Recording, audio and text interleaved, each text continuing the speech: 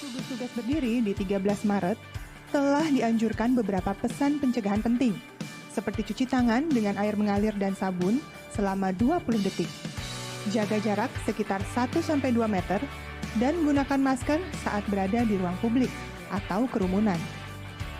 Penggunaan masker kita ketika berada di ruang publik telah banyak direkomendasikan. Pada awalnya, masker hanya disarankan bagi orang yang sakit atau merasa sakit.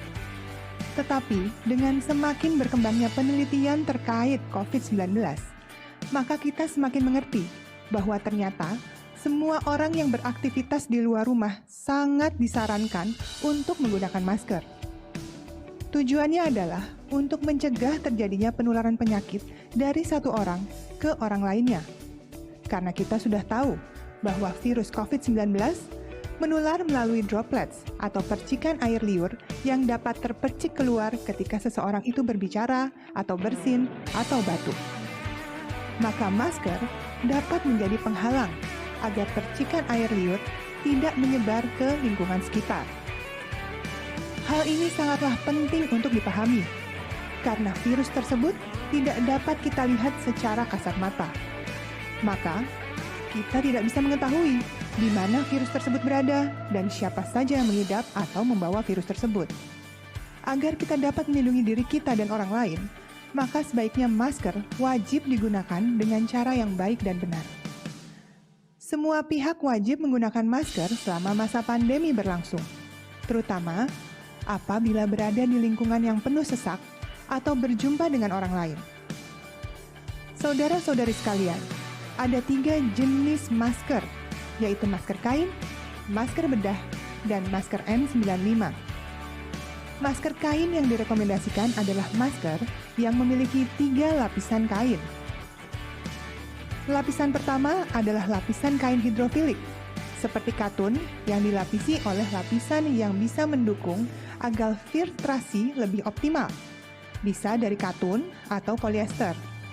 Kemudian lapisan ketiga atau yang paling luar merupakan lapisan hidrofobik atau bersifat anti air, seperti terbuat dari polipropilen atau polyester. Masker kain ini dapat dicuci dan digunakan kembali. Oleh karena itu, penggunaan, penyimpanan, serta pencucian masker pun harus tepat agar awet dan dapat digunakan berulang kali. Penggunaan masker disarankan maksimal hanya 4 jam dan harus diganti dengan yang baru atau yang bersih. Tetapi, apabila maskernya basah atau lembab, maka harus segera diganti. Oleh karena itu, masyarakat disarankan untuk membawa beberapa buah masker ketika harus pergi keluar rumah untuk beraktivitas.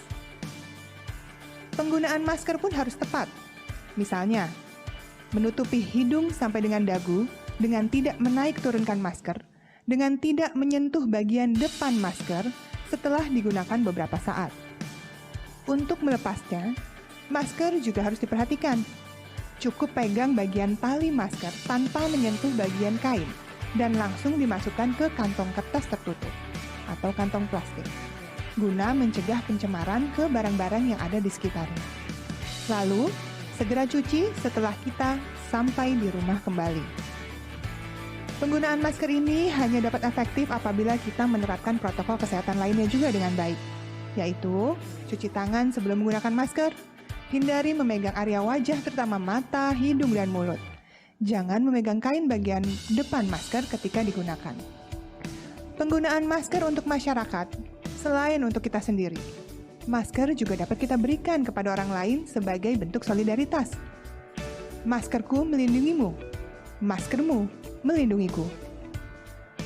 Dalam pernyataannya terkini, awal Juni 2020, WHO mendorong pemerintah di seluruh dunia untuk harus menganjurkan masyarakat umum untuk mengenakan masker non-medis dalam situasi dan keadaan tertentu. Hal ini sebagai bagian dari pendekatan komprehensif untuk menekan penularan SARS-CoV-2 atau virus penyebab penyakit COVID-19 ini.